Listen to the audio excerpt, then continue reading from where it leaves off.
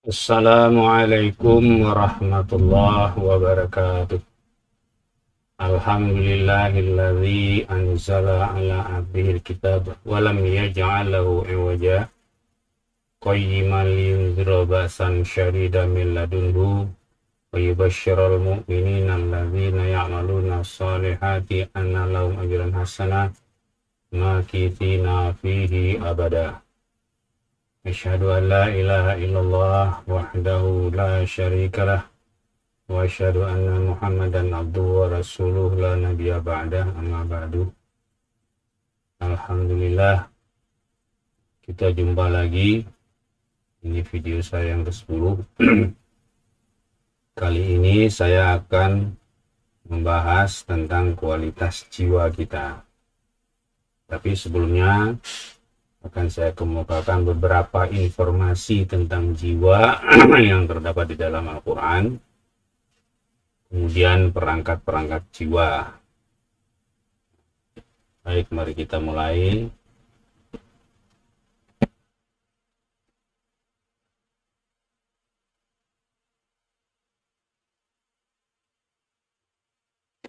Level mana kualitas jiwa kita?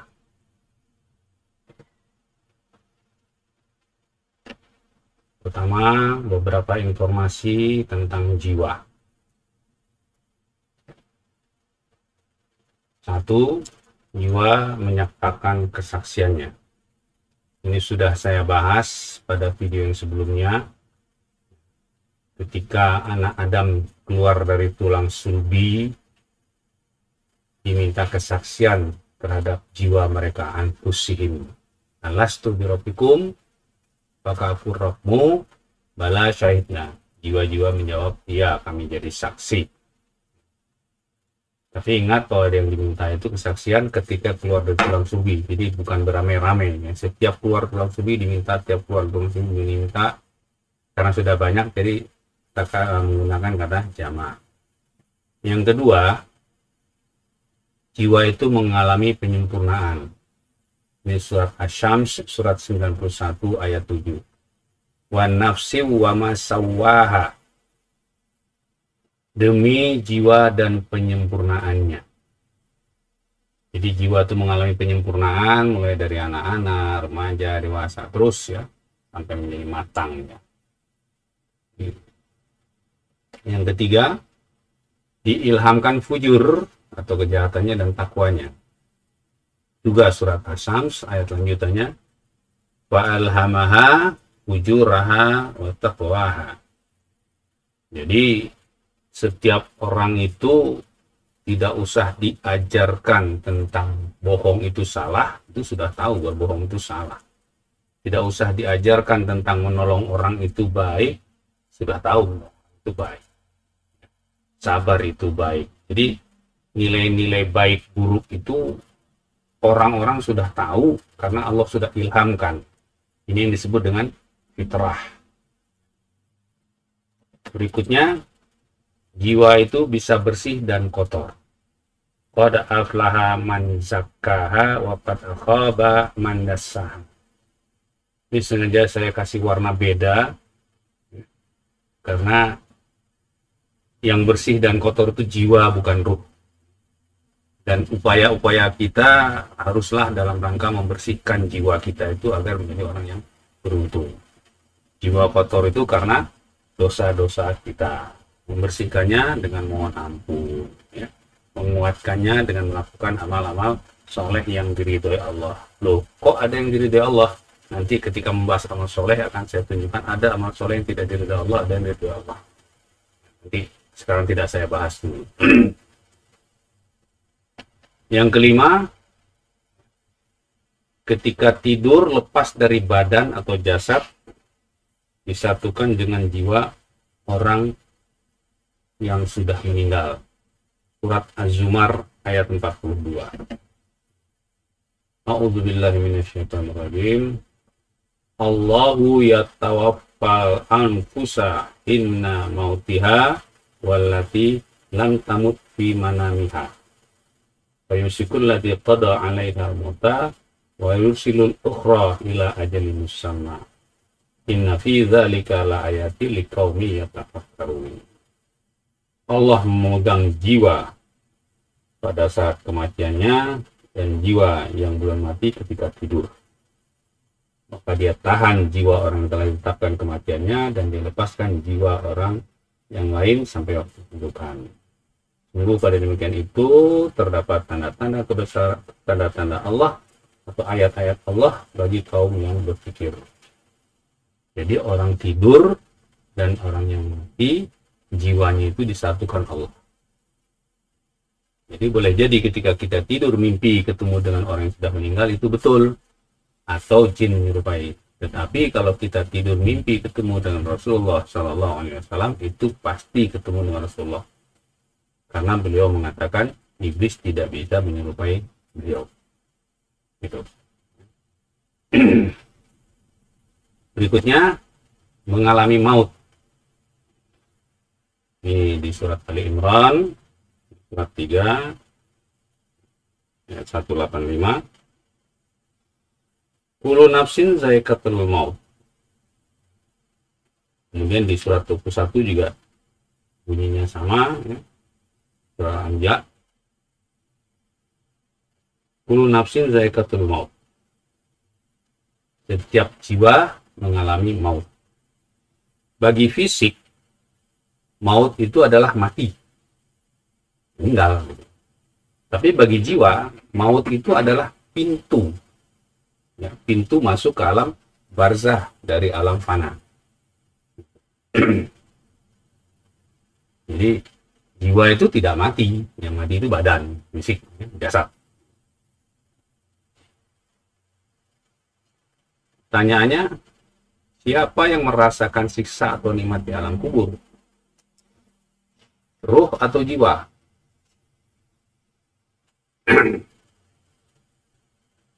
Menurut informasi pada hadis tentang Mi'raj Rasulullah SAW, ruh orang yang telah wafat berada di sisi kiri atau sisi kanan Nabi Adam alaihissalam di langit pertama.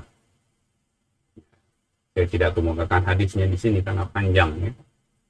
Informasi tentang ini terdapat dalam hadis Sahih Bukhari nomor 336 di kitab hadis yang saya miliki. Ya, mungkin Anda ada yang memiliki kitab hadis Sahih Bukhari, ini mungkin beda, ya, atau nomornya berbeda. Kemudian menurut informasi pada surat 39 dan 42 yang tadi saya bacakan, ya, orang yang telah wafat dan orang yang tidur, jiwanya itu dipegang oleh Allah. Berdasarkan dua informasi di atas, saya berkesimpulan bahwa yang merasakan siksa atau nikmat kubur adalah jiwa. Anda boleh tidak sepakat, ada yang mengatakan ruh, silakan cari dalilnya gitu. Kalau saya berdasarkan dua dalil ini, karena ruh itu naik ke langit. Jadi jiwa nanti yang merasakan itu.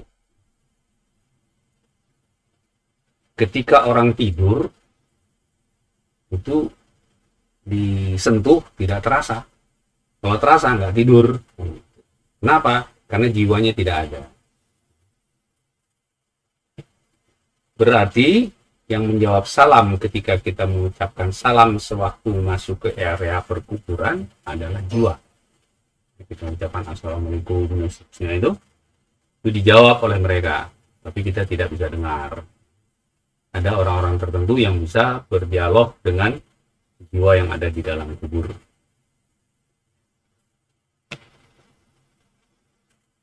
Selanjutnya perangkat jiwa. Saya tidak tahu istilah yang tepat, karena itu saya gunakan istilah perangkat. Jadi istilah yang benar apa saya juga tidak tahu.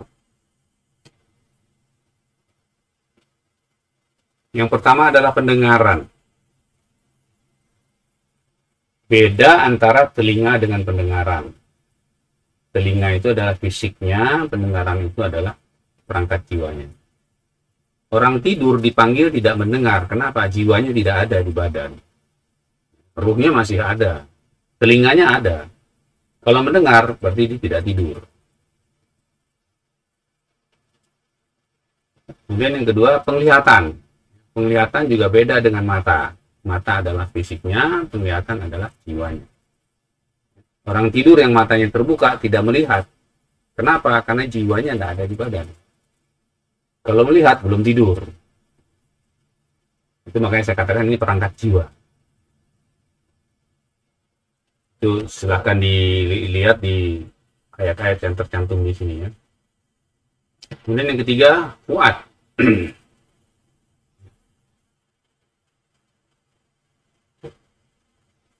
Di perangkat pertama itu ada surat 17 ayat 36 surah Al-Isra. Di perangkat kedua penglihatan ada juga surat 17 ayat 36. Di perangkat ketiga ada surat 17 ayat 36. Itu ayatnya bunyinya begini. A'udzubillahi minasyaitonir rajim. Wala taqfu ma laisa laka bihi ilmun innas sam'a wal basara wal fuada kullu ulaika kana anhu mas'ula. Jangan kamu ikuti sesuatu yang kamu tidak punya pengetahuan tentangnya, karena pendengaran, penglihatan, dan fuad masing-masing dimintai pertanggungjawaban. Bukan kalbu. Yang keempat, perangkatnya adalah kalbu. Ini saya kumpulkan dua ayat ya. Pertama surat Al-A'raf surat 7 179, yang kedua surat 22 ayat 46. Nah, di ayat surat 7179 ini itu peran kalbu itu yafqahu. Di ayat 22 surat 22 ayat 46 itu peran kalbu yaqilu. Tapi diterjemahkannya sama-sama memahami. Gitu. Saya tidak tahu kenapa diterjemahkan begitu. Saya tidak menerjemahkan fuad dan kalbu karena keduanya diterjemahkan dengan hati. Kalau Anda lihat diterjemahkan, fuad diterjemahkan dengan hati, kalbu diterjemahkan dengan hati. Padahal perannya berbeda. Fuad ini diminta pertanggungjawab. Berarti dia pengambil keputusan. Gitu. Kalau kalbu tidak diminta pertanggungjawab. Ada juga yang menerjemahkan fuad dengan hati nurani. Saya tidak sepakat karena hati nurani itu tidak pernah salah. Sedangkan fuad diminta pertanggungjawaban, berarti bisa saja salah. Ini pendapat saya. Anda boleh setuju ya, tidak. Ulasan tentang fuad dan kalbu, terutama kalbu, akan saya sampaikan pada lain kesempatan, insya Allah. Kalau ada waktu, tapi saya nggak janji kapan. Nah, kualitas jiwa. Ini kita masuk pada inti bahasan.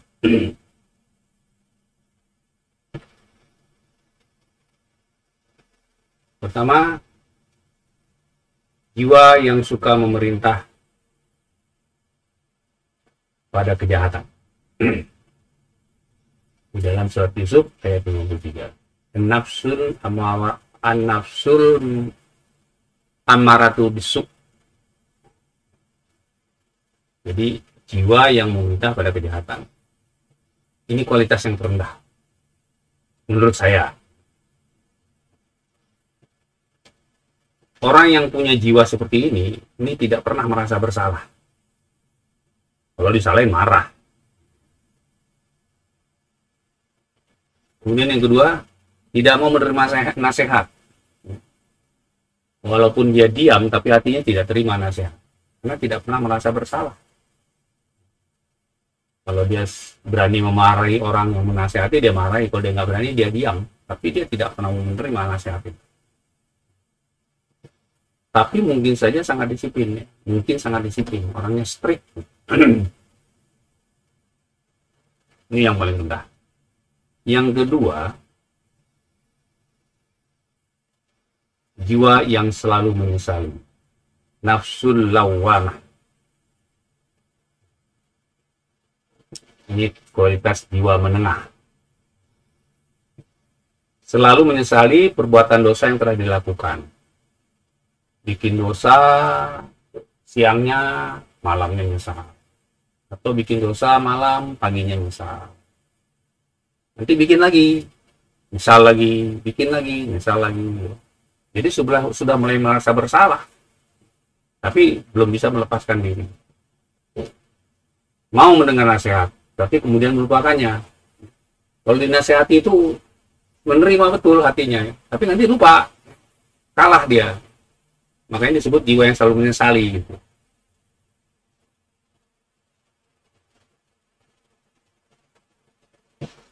Cenderung tidak disiplin. Jadi masing-masing kita bisa lihat ini kita jiwanya yang mana nih, yang nggak mau terima salah, atau yang bikin dosa nyesel, bikin dosa nyesel, bikin dosa nyesel, tapi nggak bisa lepas. Yang ketiga, ini jiwa yang mantap atau tenang. Ini di surat Al-Fajr ayat 27. Nafsul mutmainnah.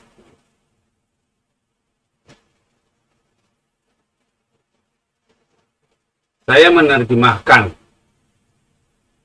mutmainnah itu dengan mantap, itu mengacu pada surat Al-Baqarah ayat 260 dan surat Al-Maidah ayat 112-113. Surat Al-Baqarah 260 itu adalah dialog antara Nabi Ibrahim dengan Allah. A'udzubillahi minasyaitonirrajim. Wa idz qala Ibrahim rabbi arini kaifal mauta kaifal yuhyil mauta qala awalan tu'min qala bala walika liyatma'inna qalbi. Dan ketika Ibrahim berkata, wahai Rabbku, perlihatkanlah kepadaku bagaimana engkau menghidupkan orang mati. Allah berfirman, belum yakinkah engkau? Nabi Ibrahim menjawab, aku yakin, aku percaya, tapi agar hatiku mantap. Jadi menggunakan kata lihat ma'ina. Lihat ma'ina. Tatma'inul qulub, mutmainnah, itu satu kata. Sumbernya satu kata. Jadi ketika Nabi Ibrahim minta ditunjukkan bagaimana menghidupkan orang mati, beliau bukan dalam keadaan gelisah. Jadi mutmainnah ini bukan karena gelisah gitu. Seperti zikrillah itu tatmainnul qulub, bukan menenangkan hati karena gelisah gitu. Nah, kalau orang yang tidak mengerti, kalau gelisah dia terus wirid supaya tenang. Memang ketika wirid tenang, selesai wirid gelisah lagi. Karena kalau istilah obat itu salah resep ya. Orang gelisah itu kenapa? Karena khawatir dan kecewa itu. Nah, Allah mengatakan, "Faman tabi'a hudaya fala khaufun 'alaihim wa lahum yahzanun." Barang siapa yang mengikuti petunjukku, maka tidak ada kekhawatiran dan tidak kecewa, tidak takut dan tidak sedih. Penyebab orang gelisah itu ya karena takut atau khawatir, atau karena sedih, kecewa. Nah, apa penyebabnya? Menurut Allah di dalam ayat tadi yang saya bacakan itu surah Al-Baqarah, kalau saya tidak salah ayat 48.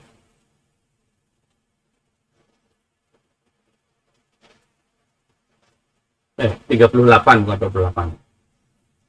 Barang siapa ikut petunjukku tidak akan pernah khawatir atau sedih dan tidak pernah takut atau kecewa. Tidak pernah takut atau khawatir dan tidak pernah sedih atau kecewa. Jadi nggak pernah gelisah. Kalau kita gelisah, obatnya bukan wirid, tapi cari yang mana sikap kita yang keluar dari ajaran Allah. Makanya kita jadi gelisah. Sedangkan tatmainnul qulub, mutmainnah itu mantap. Bagaimana Nabi Ibrahim untuk memantapkan keyakinan. Kemudian yang kedua, di surat Al-Maidah ayat 112-113. Wa idh qala al-hawariyuna ya Isa ibn Maryam hal yastati'u rabbuka ayunazzila alaina ma'idatan minas sama' qala taqullaha in kuntum mu'minin qalu nuridu an na'kula minha wa natma'inna qulubana, dan seterusnya. Nah, ketika kaum Hawariyun, ini pengikut-pengikut Isa yang setia, berkata, "Wahai Isa putra Maryam, bersediakah rohmu menurunkan hidangan dari langit kepada kami?" Isa menjawab, "Bertakwalah kepada Allah jika kalian orang yang beriman." Mereka berkata, "Kami ingin memakan hidangan itu dan agar mantap atau tenang hati kami." Jadi mereka minta itu bukan karena mereka sedang gelisah, tapi supaya mantap. Ini dasarnya saya menerjemahkan kenapa mutmainnah itu saya menjawab menerjemahkannya dengan mantap, tenang mantap, bukan tenang tidak gelisah. Bukan.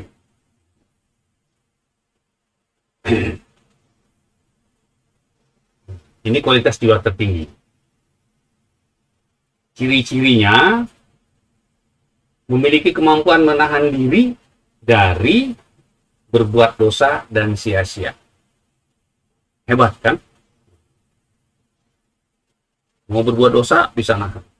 Berbuat sia-sia bisa nahan. Kok sia-sia? Ya, karena sia-sia itu mubazir. Mubazir itu saudaranya setan. Apa ukuran sia-sia? Tidak memberikan dampak positif terhadap kehidupan kita, baik dunia maupun akhirat. Jadi tidak memberikan hidup dunia hasanah dan hidup memberikan akhirat hasanah. Apa ciri dunia hasanah? Ciri dunia hasanah adalah ketenangan di dalam kalbu, kemantapan, ketenangan. Ketenangan dalam arti tidak gelisah tadi ya. Terus dampak positif akhirat apa? Senang. Jadi saya selalu mengatakan di dunia ini yang kita perlukan tenang, di akhirat itu yang kita perlukan senang. Makanya cerita tentang surga itu soal kesenangan semua. Jadi perbuatan sia-sia itu keluar dari dua ini. Kemudian mau mendengar nasihat dan disiplin. Jadi dengar nasihat, dia ikuti yang baik, yang benar, dia ikuti, dan orang disiplin. Menempatkan sesuatu pada tempatnya, kalau janji dipenuhi. Orang yang tidak menempatkan sesuatu pada tempat itu tidak disiplin. Itu termasuk orang malas. Jadi malas itu dua setahu saya. Pertama menunda pekerjaan, yang kedua menempatkan sesuatu tidak pada tempatnya. Jadi pakai gunting taruh sembarangan, habis taruh pulang bawa mobil kunci taruh sembarangan. Orang malas, tidak disiplin. Kemudian senang pada kebersihan, kerapihan dan keindahan. Senang dia. Dan berusaha untuk selalu bersih, rapih dan indah. Karena Allah itu senang pada yang indah.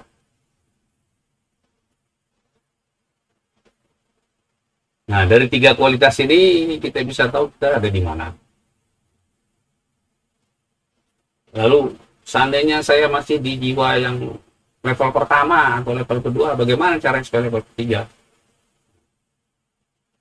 Yang saya tahu, pertama, paksa diri untuk sholat awal waktu. Kemudian, banyak minta ampun kepada Allah. Rasulullah menyontohkan sehari 100 kali. Jadi kita pantasnya berapa kali? Rasulullah dosanya tidak ada. Kita dosanya banyak, tidak terhitung. Ya. Saya suka menganjurkan pendek saja, Allahumma firli. Wahai Allah ampuni aku. Itu kita baca. Nanti jiwa kita akan bersih, lama-lama kita akan lihat kekurangan-kekurangan kita. Ya. Setahap demi setahap, lambat tapi pasti kita akan bisa menjadi orang-orang yang punya kemampuan menahan diri dari berbuat dosa dan sia-sia. Berapa lama? Wallahu a'lam. Itu yang saya tahu. Kemudian banyak berkumpul dengan orang-orang yang soleh, banyak baca yang bermanfaat, jangan banyak buang waktu baca yang tidak berguna. Musuh yang paling berat apa? Malas. Itu musuh yang paling berat. Orang yang memiliki kualitas jiwa ini di akhirat dipanggil Allah untuk masuk ke dalam hamba-hambanya dan masuk ke dalam surganya. Itu Allah sebutkan di dalam surat Al-Fajr surat 9 ayat 7 sampai 30. Ya a'udzubillahi minasyaitonir rajim. Ya ayyatuhan nafsul mutmainnah, irji'i ila rabbiki radiyatan mardiyah, wadkhuli fi ibadi wadkhuli jannah. Wahai jiwa-jiwa yang mutmainnah, kembalilah kepada Rabbmu dengan ridha dan diridhoi. Garis bawah tuh, ridha, diridhoi. Jadi ridha dulu terhadap apa yang Allah berikan pada kita. Menyenangkan, tidak menyenangkan, enak, tidak enak, suka, tidak suka, ridha. Dengan satu keyakinan, yang Allah berikan kepada kita adalah yang terbaik untuk kita menurut Allah. Ridha kita. Baru Allah ridhai. Wadkhuli fi ibadi, masuklah ke dalam golongan hamba-hambaku. Karena kita ini makhluk Allah, tapi belum tentu hamba Allah. Bisa jadi hawa hamba nafsu kita. Wadkhuli jannati, dan masuklah ke dalam surgaku.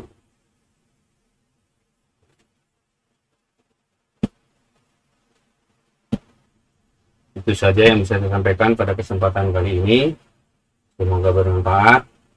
Jadi level jiwa itu ada amaratu bisu, ada yang lawamah, ada yang mutmainnah.